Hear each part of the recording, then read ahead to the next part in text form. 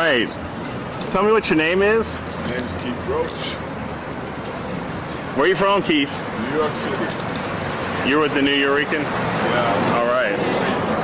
Well, let me ask you, how long have you been? Blooper one. I think it needs a... You know what? I was listening to it and it was picking my voice up. Oh, okay. All right. How about if I hold it like this? Yeah, that's cool. All right.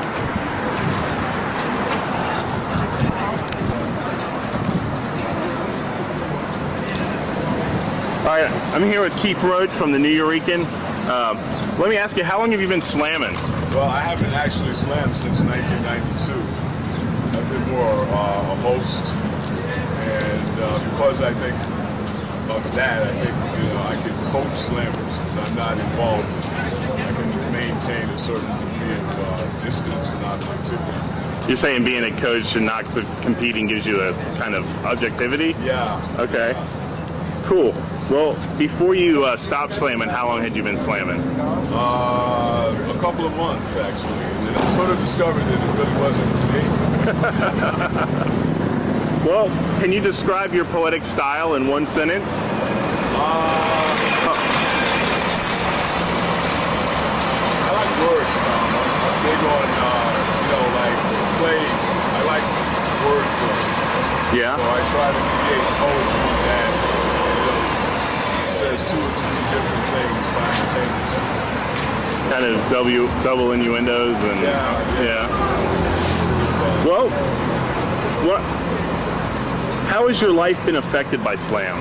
Well, I get to hang out with some really cool people. We have this community, a sense of community, and it seems to just sort of, we struggle through things together. We argue about all kinds of stuff. And when all is said and done, it all goes back to poetry, whether one's slamming or not. I'm still a poet. When you speak of the arguing and working things out, are you speaking of the one of the email listservs online? That too. Yeah. That too. You consider that part of the community? Yes, definitely. I mean, the thing is that there are a whole bunch of people that I've actually met being here at this Nationals that I only knew myself.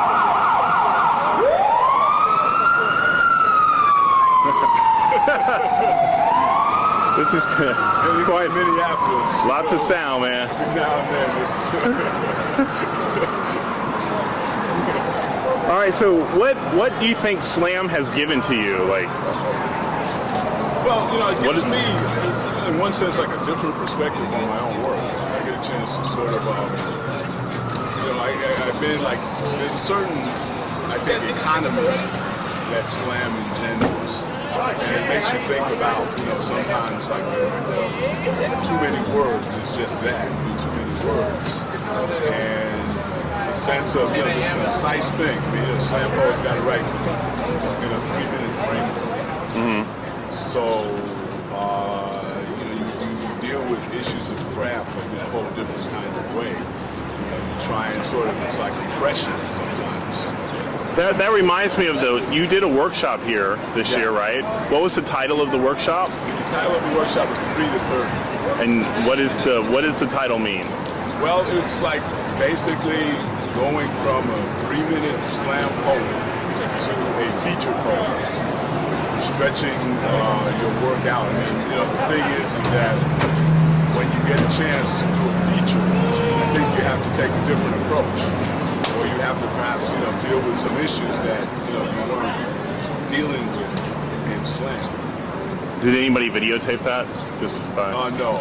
Oh, too bad. No. A lot of pictures are taken. Okay. Because I was wanting to copy that. It sounds like a workshop I should have been at. Well, it isn't, there isn't a whole lot. It isn't difficult. There's some fundamental principles, right? That are involved in like trying to work out a 30-minute program as opposed to right. 3-minute poem. One of the major things is that you can take your 3-minute poem and put some of the stuff back. And you can actually read it in a more relaxed fashion. Sort of like doing the remix version? Yeah, if you will. Yeah. Okay. You can stretch out with that same poem. I mean, where you had to, one of the things that the New Eurekan poets not having time when they they come to nationals, they're not ready. So we have to sort of like get them down to 3 minutes. That's, and that involves in many instances like chopping pieces, whole chunks of the whole mouth. Okay. Well, let me ask you, how does being from New York affect your style? Being from New York City, performing at the New Yorker. Well, the thing about everybody, at one time or another, tries to make it to New York. But New York is full of people from all over. I almost don't run into people who are actually born and raised in the city anymore, except my old friends. And I think there's a certain kind of eclecticism. There's all of these different styles come together. Everybody comes to New York with their own style. New Yorkers alike. There's so much to choose from. I think that so many different voices, so many different accents. Right. Well, how does that affect your style in particular, you think? Well, one of the things that I did Slam, my participation in Slam was primarily as a host, producer of the show, curator. Right. And as a result of that, I hear a lot of stuff. And actually, I think that kind of worked against me. I mean, after a while, I had all these voices in my head, and I didn't know anymore. At a point, what was my voice in it? What is Keith Roach right? Right. I've forgotten. But I made a conscious decision that as a curator and producer of the show, that my own poetry, my own work was sort of like take a back seat, and so I allowed that. I mean, I fought with it for a minute, but I made a decision that I would devote myself to the task of creating the show on Friday nights. If you could change one thing about Slam, what would it be? I would change this notion of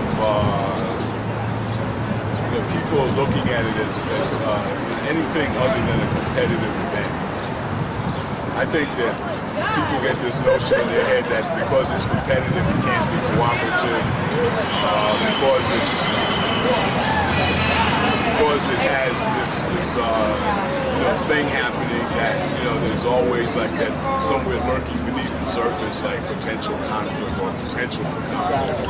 I think one of the things I would change is a 3-minute to a 4-minute time limit, just to sort of give the poetry a chance to breathe. I think that a lot of times poetry is delivered in such a rapid-fire style that sometimes words get lost. Sometimes concepts get lost. Right. It's like someone reading a phone number to you like really rapidly. You might catch the first 3. Right. But after that, it all sounds like a blur. Right. So I'd like to give the poets more time. Cool. What is your ultimate Slam moment? I don't know. To me, that was. I suppose I could say I've had a number of those. It's about discovery. The discovery of from my place, from what I was doing, the discovery of the discovery of new and amazing talent.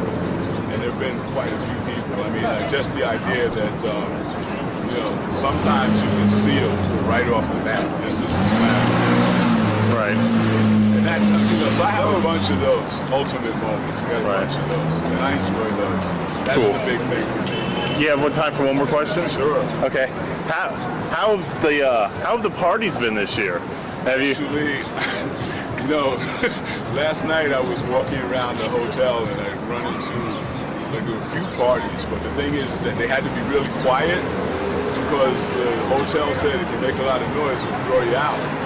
So I go around these parties like ultra quiet, but it's also like a lot of people like licking their wounds, people who didn't make it to the finals.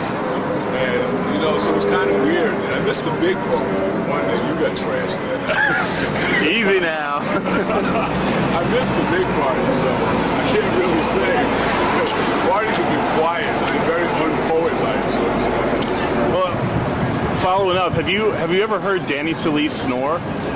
No, thank God for small favors. Yeah. I saw him in the minivan or in the van last night sleeping, and I heard him coming out the door. You should have taped that. Oops. All right, Keith. Thanks, man. Thanks, Tom, man. Pleasure meeting you, man. Finally.